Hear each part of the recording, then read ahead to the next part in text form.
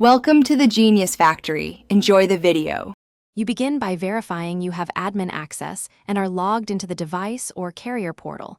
This matters because changes require privileges. Next, open the settings where data usage is tracked. On phones, go to Network or Data. On routers, check Traffic Control.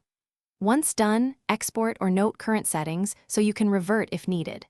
Make sure to capture plan limits and threshold values. This prevents surprise overages and helps you understand why the cap exists before you remove it. You now locate the specific option labeled Data Limit, Cap, Quota, or Throttling and change it. If possible, disable the hard cap entirely or set a higher numeric threshold that matches your plan. This prevents automatic service interruption. Also, turn off scheduled limits and any automatic enforcement rules. Those run in the background.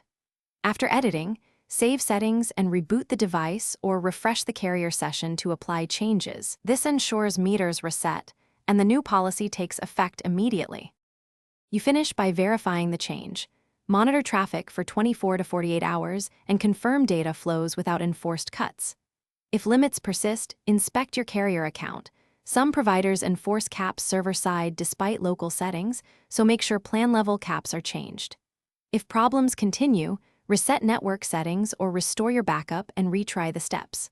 For stubborn cases, gather logs or screenshots and contact support. Having evidence speeds resolution and explains why the cap remains active on their end.